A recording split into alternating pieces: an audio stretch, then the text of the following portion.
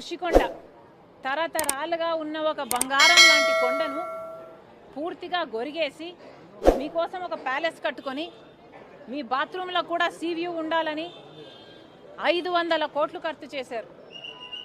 మిగులుందా మీకు విశ్వసనీయత? సొంత చిన్నానని హత్య చేయించాడు అని సిబిఐ చెప్పిన అవినాష్ రెడ్డికి మళ్ళీ టికెట్ ఇచ్చారు. పక్కన పెట్టుకొని తిరిగారు జగన్మోహన్ రెడ్డి గారు. ఎక్కడ మిగులుందండి మీకు విశ్వసనీయత? పైనేమో రాజశేఖర రెడ్డి గారి ఫోటో, కిందేమో వివేకానంద రెడ్డి గారి పర్సనల్ ఫోటోలు పెట్టి వివేకానంద రెడ్డి గారు పరువు తీశారు జగన్మోహన్ రెడ్డి గారు. మిగులు ఆ వివేకానంద రెడ్డి గారు ఆఖరి నిమిషం వరకు వైసీపీ కోసం, జగన్మోహన్ రెడ్డి గారి కోసమే ప్రచారం చేస్తూ చనిపోయారు. ఎక్కడుంది మీకు ఇంకా క్రెడిబిలిటీ? సొంత చెల్లెల విషయంలో మీకు ఎనలేని త్యాగాలు చేసి పాదయాత్ర తీసుకొస్తే ఆ చెల్లెలు బిడ్డలు ఆస్తులను కూడా కాజేయాలని కుట్రలు పన్నుతున్నారు. ఎక్కడ మిగిలింది మీకు? సొంత తల్లి మీద కేసు వేశారు, తల్లిని అవమానించారు.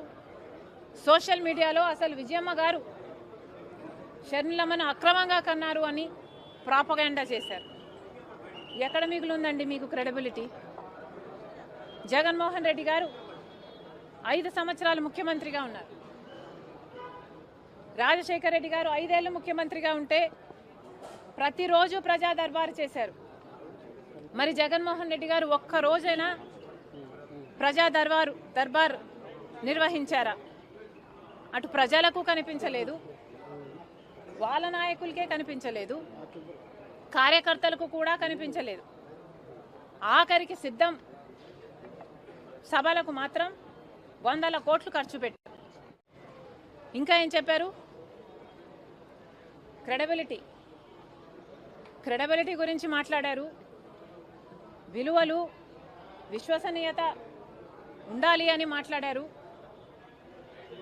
అసలు జగన్మోహన్ రెడ్డి గారు డిక్షనరీలోనే విశ్వసనీయత, క్రెడిబిలిటీ అన్న పదాలు తీసివేయలేదా? మిగులుందా జగన్మోహన్ రెడ్డి గారికి క్రెడిబిలిటీ? ఒకసారి ఆలోచన చేసుకోవాలి.